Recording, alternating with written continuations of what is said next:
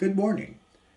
My Uncle Victor Charles Buono, in the year of 1972, and for the next 10 years, brought many goodness and sadness. And when especially the year of 1982, he had only 10 more years, and he filled his acting on stage, television, and motion pictures. And I was a radio jockey, and on January 1st, 1982, I picked a piece of news clip saying Victor Buono had died. On June 17, 1972, Victor Charles was performing in the movie of the week in television titled Good Night, My Love, starring Richard Bone, Barbara Bain, Michael Dunn, and Victor Charles. And 6 days later, he was in an article written by Lawrence Devine about his performance in the motion picture of Wrath of God. Here are a few words that Victor Charles shared about how he felt of the strong violence in the film, saying, "It's not bad, though it films in Mitchman is crucified. Well, Robert is being crucified, and I'm just not going to sit around in the background with a penknife wound. It is very gory.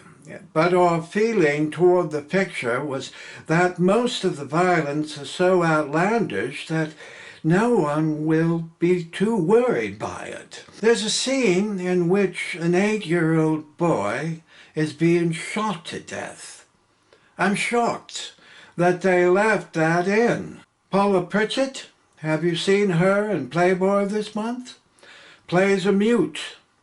I wouldn't be surprised if she doesn't come off better than anybody." He was asked about the untamed violence within the film, and he said, "The Wild Bunch? Robert calls that one the mild bunch compared to ours. It's not my favorite picture, but I try to talk as honestly as possible about it." On June 4th, 1972, another article was written by Jack Meredith about the motion picture Wrath of God. And here are a few more words that Victor Charles described about the violence in Hollywood, saying, "I hope that some scenes are cut. I'm really frightened by the tendency to violence. Sex doesn't bother me unless it degrades into dirty sex. Most of it is beautiful. I took my young niece to see Romeo and Juliet as a wonderful experience, but I'm afraid the pendulum will swing to the other extreme if we continue with untrammeled violence and sex. We will have regulations forced on us if we don't impose them ourselves, and we'll end up being back in the days of Cromwell with not even our necks showing."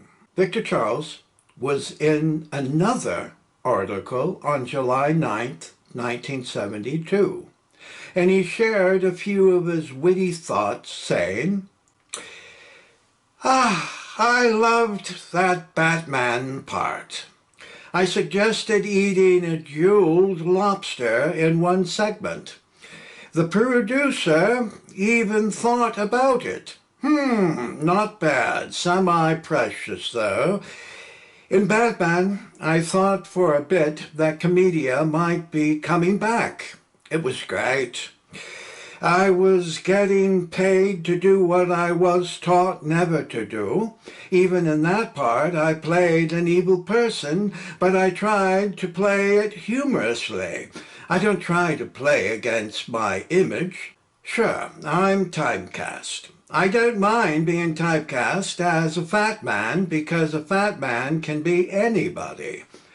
I could play Hamlet, although you'd have to get a Buick to play Ophelia.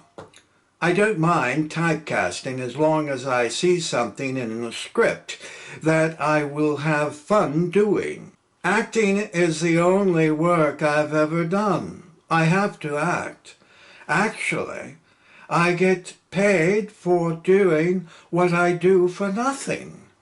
The only thing is that I've never been really satisfied with any of my films. I haven't had as much fun as I would have liked. That doesn't mean I want to direct. Directors never have any fun at all. Ralph Nilsson, director of The Wrath of God, is a good director, although we were too regimented in this film, and I think the violence in this film overshadowed the fun I had making it. I'm about through with violence.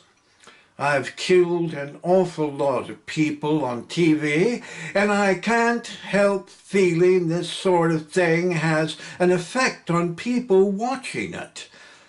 Still, my work is to entertain, not to instruct.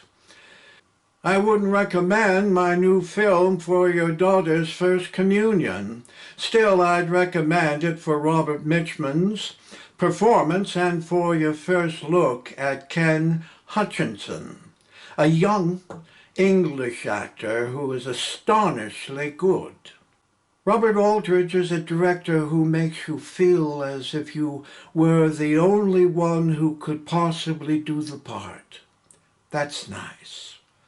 George Stevens, for whom I worked in The Greatest Story I've Ever Told, has a refreshing streak of rottenness in me.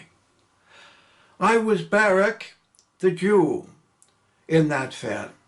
We were doing a setting shot, the camera on a boat about the lake, hordes of us on the shore. No one would have seen me if I had been holding a grand piano. The camera was turning a voice on the loudspeaker and came out over the water. "Mr. Buono, you are mugging too much."